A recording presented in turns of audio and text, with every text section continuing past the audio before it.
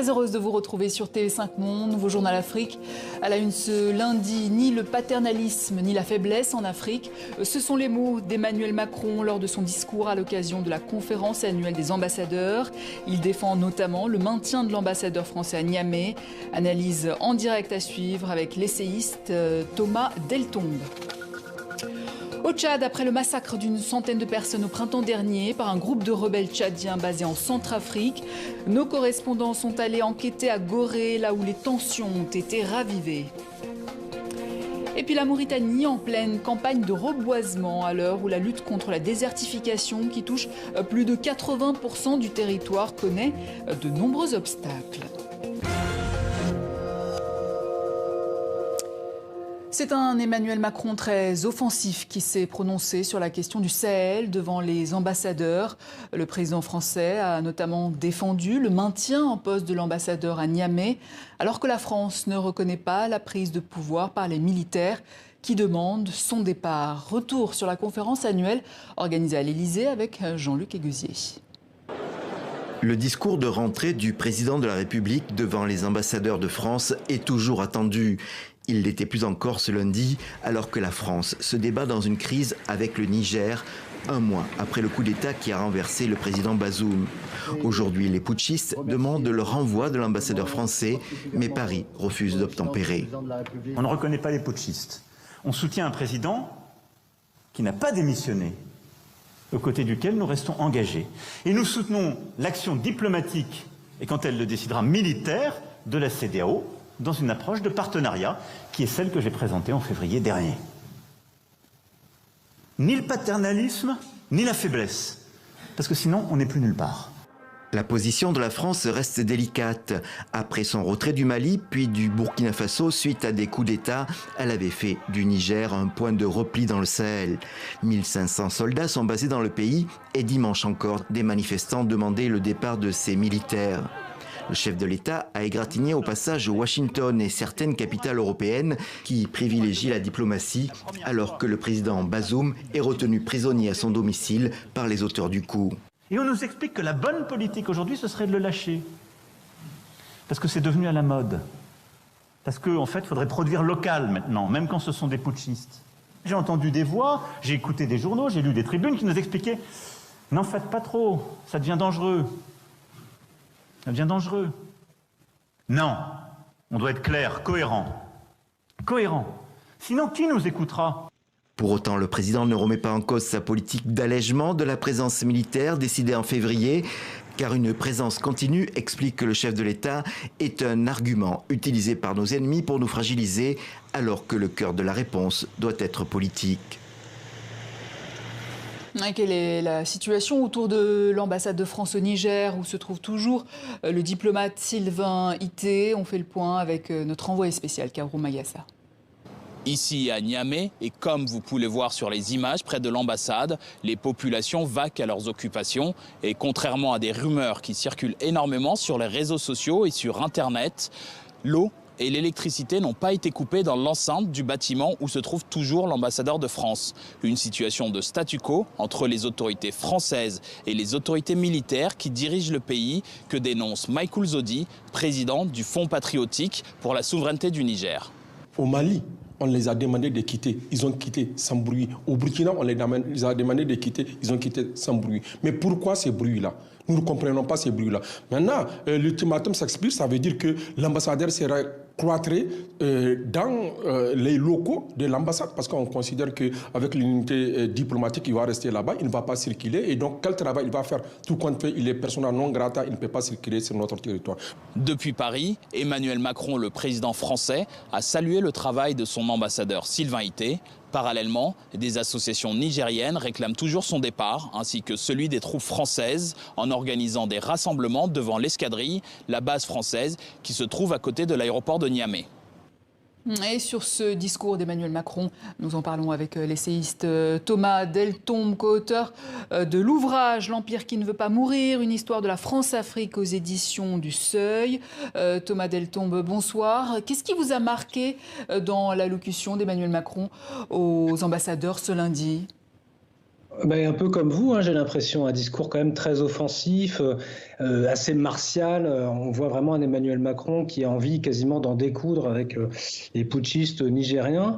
Alors c'est vrai qu'il y a une forme d'arrogance là qui a dû surprendre un certain nombre de commentateurs, puisque vu la situation dans laquelle se trouve la France depuis quelque temps, en Afrique et en Afrique de l'Ouest en particulier, on pourrait s'attendre à un peu plus d'humilité, un peu plus de modestie. Bon, ça c'est sur la forme. Sur le fond, vous avez montré un extrait où Emmanuel Macron parle de cohérence. Là, il essaie de vanter la cohérence de sa politique africaine. Là aussi, je pense qu'il y a un petit souci, c'est que je ne sais pas très bien qui ça peut convaincre, dans la mesure où il y a seulement 2 ans, il a adoubé Mahamat Idriss Déby au Tchad, dans un pays voisin, dans un coup d'État constitutionnel. Donc il y a une forme là d'incohérence, à mon avis. Pourquoi soutenir un coup d'État à un endroit et pas dans un autre? Et je pense qu'en fait, il y a une cohérence de fond. Il l'a dit à un autre moment du discours, c'est réellement que la France, comme toujours, dans toute son histoire longue, défend ses intérêts en Afrique. Et quand un coup d'État nuit à ses intérêts, elle le condamne. Et quand un coup d'État ne nuit pas à ses intérêts, elle l'accepte. Ça, toute l'histoire longue de la France-Afrique le démontre. Et si je puis me permettre, dans cette histoire, il y a eu aussi des coups d'État qui ont été fomentés par la France elle-même. Je ne dis pas ça juste par provocation, mais au Niger, le Niger lui-même a été le théâtre en 1958 d'un coup d'État. Avant même son indépendance, un coup d'État que l'historien néerlandais Klaas van Walraven qualifie de premier vrai coup d'État de l'histoire moderne de l'Afrique. Alors vous allez me dire, tout ça c'est du passé, c'est ancien, c'est révolu. Alors c'est peut-être du passé dans l'esprit de beaucoup de Français, peut-être dans l'esprit d'Emmanuel Macron, mais je pense que pour pas mal d'Africains et de Nigériens en particulier, c'est un passé qui est très présent. Et c'est ça aussi qui accentue l'aspect un peu arrogant du discours d'Emmanuel Macron aujourd'hui.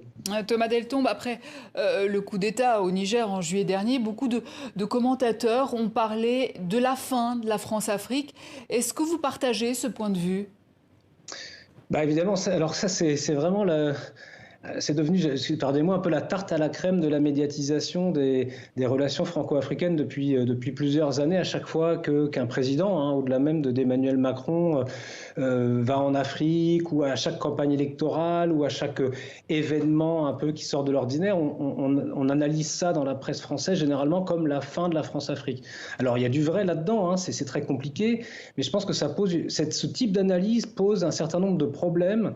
Il y en a plein et j'en identifie quelques-uns qui sont, le premier en fait, c'est que quand je lis ces analyses, je m'aperçois que le terme de France-Afrique n'est presque jamais défini. Et donc du coup on nous dit que c'est la fin de quelque chose, mais on ne sait pas exactement de quoi il s'agit. Alors ça c'est un vrai problème. Nous dans le livre que vous avez cité tout à l'heure, on essaie de donner une définition de la France-Afrique, d'en donner une généalogie pour qu'on sache un peu de quoi on parle. Parce que très souvent on a l'impression qu'on parle un peu dans le vide. Ça c'est un premier problème. Je pense qu'il y a un deuxième problème dans ce type d'analyse, c'est qu'on a tendance à considérer que chaque changement est une rupture. Il y a un changement, donc ça y est, c'est la fin de quelque chose. Or, il y a des changements qui, en réalité, ne changent pas grand-chose. Il y a des évolutions, des réformes qui ne changent pas fondamentalement la relation franco-africaine. Parfois même, elles tentent de la prolonger et non pas de l'arrêter, de la stopper. Il y a un exemple assez flagrant, c'est la réforme, entre guillemets, du franc CFA en 2019, annoncée en tout cas en 2019 par Emmanuel Macron. Le franc CFA, 4 ans plus tard, est toujours là, en Afrique de l'Ouest et encore plus en Afrique centrale. Et le troisième problème, si vous permettez, et ça c'est une question habituelle dans les médias, on s'intéresse plus, les journalistes, les commentateurs, etc., on s'intéresse plus à ce qui change qu'à ce qui reste. Ça, c'est classique, j'incrimine personne en disant ça. C'est vrai que pendant tout l'été, là, depuis le 26 juillet, on a eu plein de titres dans la presse française, coup d'État au Niger, qu'est-ce que ça va changer, etc., ce qui est parfaitement légitime. Moi-même, j'ai lu ces articles avec beaucoup d'intérêt. Pendant ce temps-là, il y a plein de choses qui restent, qu'on ne voit pas. Alors, justement, Thomas Deltombe, il y a cet autre pays dans l'actualité, le Gabon, toujours dans l'attente, par ailleurs, des résultats de la présidentielle. Est-ce que ce pays, souvent présenté comme emblématique de la France-Afrique, prouve bien que la France-Afrique n'a pas disparu finalement, selon vous? C'est exactement ça. C'est-à-dire que si on reste sur la question des unes de journaux, on a vu un coup d'État au Niger, mais on n'a pas vu Monsieur Bongo toujours président du Gabon. Et en même temps, ça se comprend. Comme ça fait, je crois, 56 ans que la famille Bongo est au pouvoir, ce serait un peu lassant à la longue.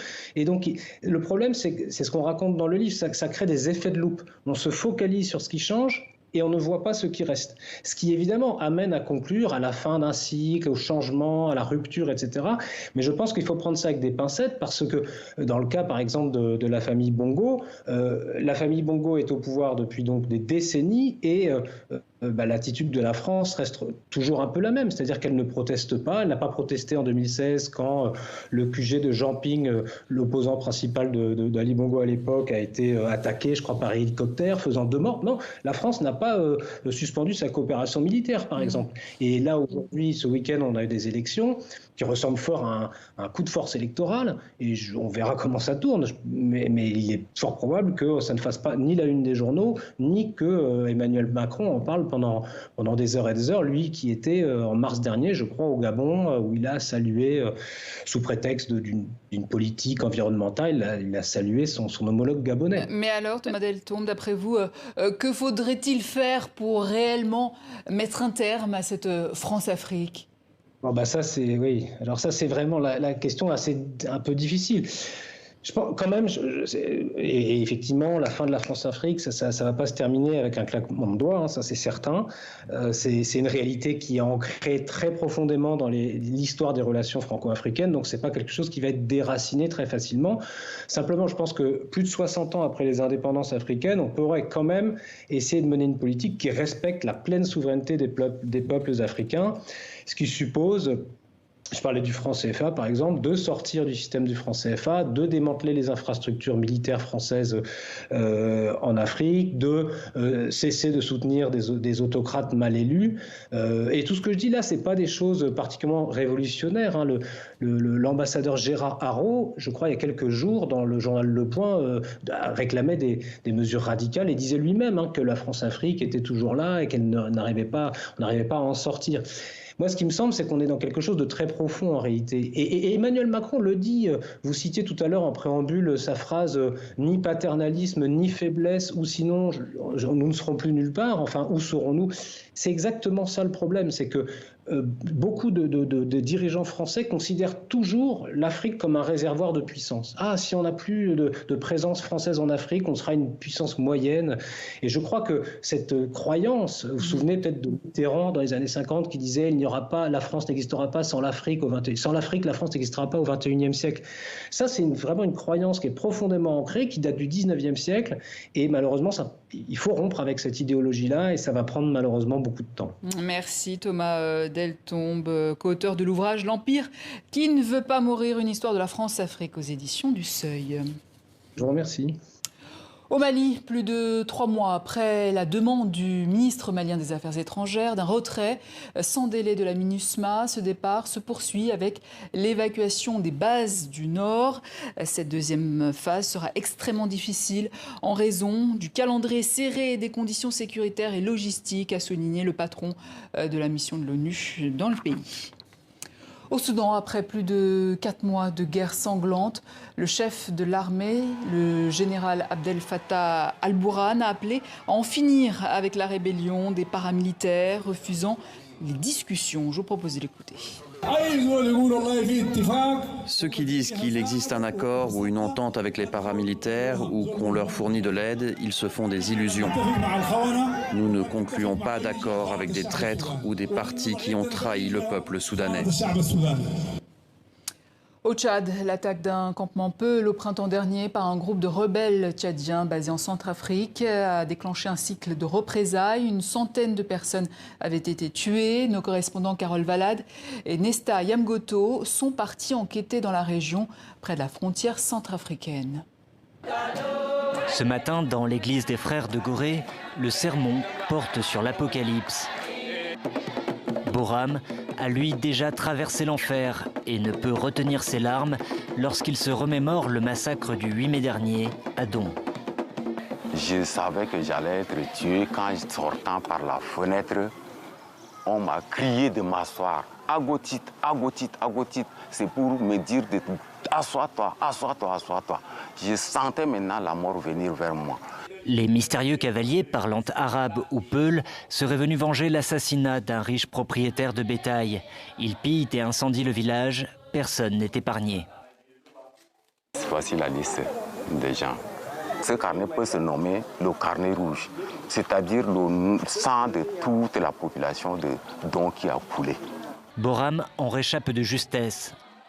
Les assaillants prennent la fuite à l'arrivée des militaires tchadiens. Des milliers de personnes ont fui vers la Centrafrique, selon le HCR.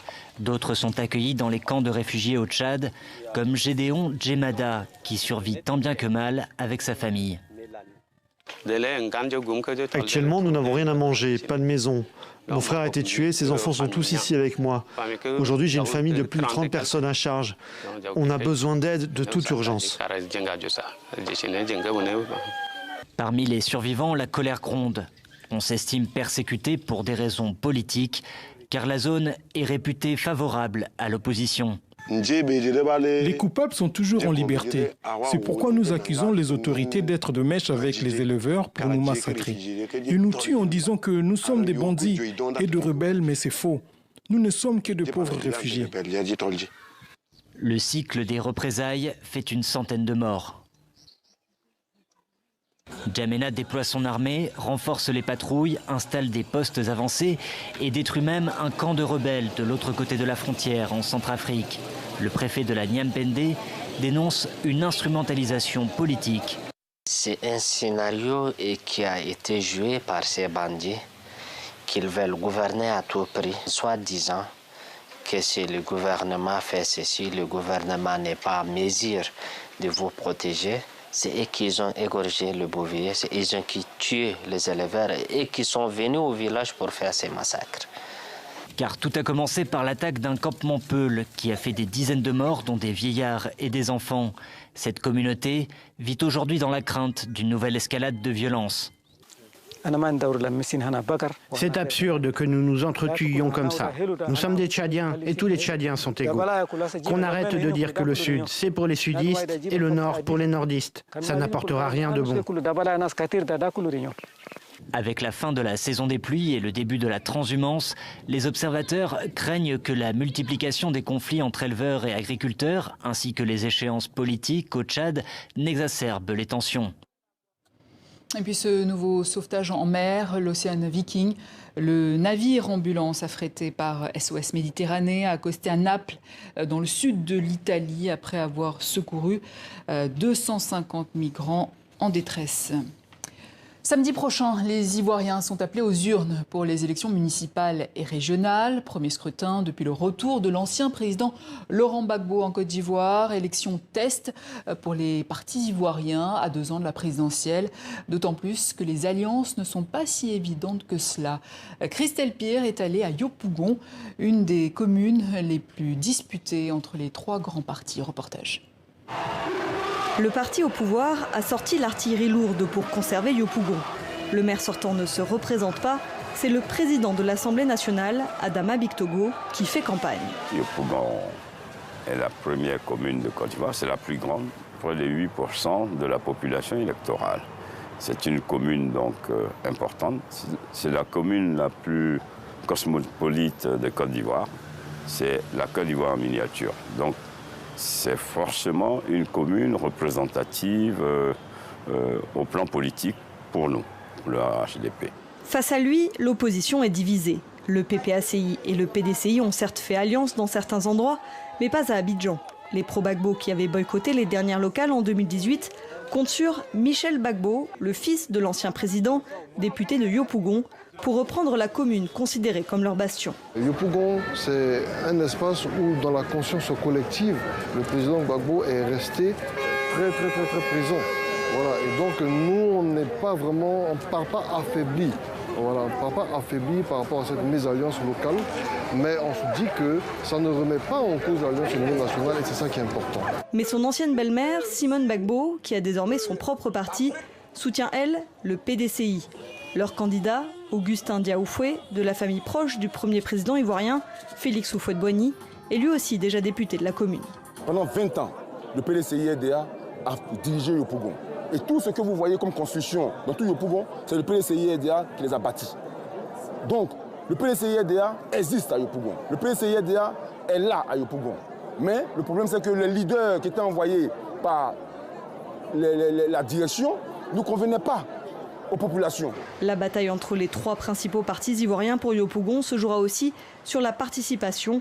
En 2021, aux dernières législatives, seulement 18% des électeurs s'étaient déplacés aux urnes. Et à noter 2 autres listes de candidatures à Yopougon, celle indépendante de Kei Gbou-Melaine et celle du mouvement de solidarité citoyenne de Shérif Sarata.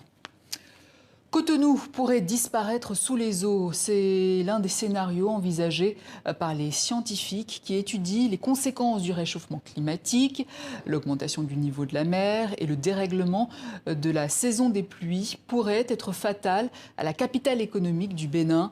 Mais de vastes projets ont été lancés pour sauver la ville. Émilien David. Les pluies ont transformé certaines rues en rivières. L'eau s'est engouffrée jusque dans la cour de cette habitante de Cotonou. Regardez, l'eau est montée jusqu'ici. Il y en a partout. À chaque saison des pluies, le scénario se répète. Mais Stéphanie Hillet, qui vit ici depuis 18 ans, est formelle. Les inondations se sont intensifiées ces dernières années. Ici, on a dû construire cette protection en béton pour éviter que l'eau rentre à l'intérieur. Parce que chaque année, c'est de pire en pire. Le climat a changé. Il ne pleut plus comme avant. Tout semble déréglé. On est vraiment dépassé. D'après les scientifiques, ces inondations sont les conséquences du réchauffement climatique. Le GIEC explique qu'il perturbe le cycle de l'eau. Et au Bénin, cela se traduit par des pluies irrégulières. Les pluies d'une année ou bien de 6 mois peuvent se concentrer sur 72 heures. Ou bien sur une semaine au plus. Alors le sol n'a pas le temps d'absorber totalement cette quantité d'eau qui tombe en un temps très court. Et en étant au bord du lac Nokoué, Cotonou est particulièrement exposé aux inondations. Car c'est dans ce lac que se déverse le fleuve Ouémé qui traverse tout le pays. Chaque grosse pluie qui se produit quelque part sur le fleuve augmente le niveau du lac qui déborde sur Cotonou. Et un autre danger menace la capitale économique du Bénin, la mer, l'autre voisine de la ville. Avec la fonte des glaces, là aussi causée par le changement climatique, son niveau augmente. Les scientifiques ont étudié plusieurs scénarios pour l'avenir. Dès qu'on aura le relèvement du niveau des mers de 5 mètres, voilà l'état de Cotonou. Cotonou serait couvert aux 3 quarts. Ça veut dire que l'eau va occuper Cotonou aux 3 quarts. Mais si ça dépasse 5 mètres, si on va à 7 mètres, Cotonou risque vraiment de disparaître. Et ça, c'est possible? Ça, c'est possible d'ici 2030. Alors, pour éviter la catastrophe, les autorités ont entamé un combat pour sauver la ville. Plusieurs projets ont été menés, comme ce chantier pour améliorer l'évacuation des eaux pluviales. Partout dans la ville, tout un système de caniveaux, de collecteurs et de bassins est mis en place. Ce que nous voyons ici, c'est un début de bassin d'eau pluviale qui recueille des eaux qui viennent des collecteurs, qui eux-mêmes ont reçu des eaux des caniveaux.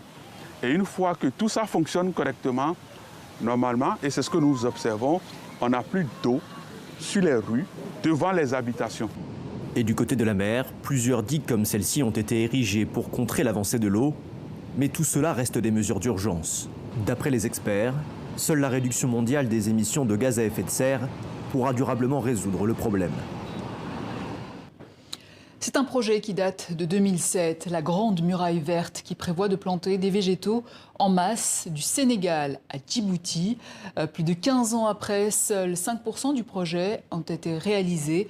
Comme vous allez le voir en Mauritanie, où la lutte contre la désertification connaît de nombreux freins, Léa Breuil s'est rendue dans la commune de Taguilalais pendant le lancement de la campagne de reboisement. À 200 km de la capitale, dans cette ferme communautaire nichée entre les dunes, plus d'une centaine de femmes plantent, cultivent et vivent de leur production. Elles ont été formées pour le maraîchage, mais aussi pour s'occuper des plants d'arbres qu'elles planteront par la suite. C'est nous qui avons tout planté. Ça a changé ma vie. Je n'avais pas d'activité et maintenant j'ai ce projet et nous produisons beaucoup de choses, beaucoup de légumes. Tous les gains de la boutique sont pour nous. Grâce à notre production, les gens de la commune bénéficient de produits locaux et frais. Objectif de cette ferme, encourager les habitants à s'approprier le projet de la Grande Muraille Verte. Ils visent depuis plus de 15 ans à planter des arbres et reverdir le Sahel sur plusieurs milliers d'hectares pour lutter contre la désertification. Mais le projet peine à décoller et les freins sont nombreux, comme le manque d'eau exacerbé par les périodes de sécheresse et le manque de dispositifs pour irriguer les terres. Il est aussi essentiel d'entretenir de bonnes relations avec les éleveurs et bien délimiter les zones d'intervention. Toujours il y a des problèmes entre les éleveurs et les cultivateurs. Mais parfois les gens aussi comprennent. Ils comprennent l'objectif. Donc c'est intérêt pour tout le monde. Si on ne dialogue pas avec eux, nous on ne peut rien faire. Autre problématique, les fonds publics promis par la communauté internationale en 2021 qui tardent à être débloqués. Mais pour la Banque mondiale, l'un des partenaires financiers qui a promis 5,6 milliards de dollars au pays du Sahel d'ici 2025, c'est aussi parce que le projet est complexe et qu'il est important de financer des initiatives durables. L'important, c'est vraiment d'arriver à un équilibre et à un rythme d'exécution qui permet que les activités continuent et que d'autres fonds viennent au-delà de 2025. Objectif aussi pour les acteurs du projet, mobiliser le secteur privé et associatif, parfois déjà investi dans d'autres activités agricoles indépendantes. D'ici 2030, l'Agence de la Grande Muraille Verte espère restaurer 10 millions d'hectares dans toute la Mauritanie. Plus de 85 000 plants d'arbres seront plantés cette année dans la région du Trarza. À la fin de ce journal, à demain sur TV5 Monde.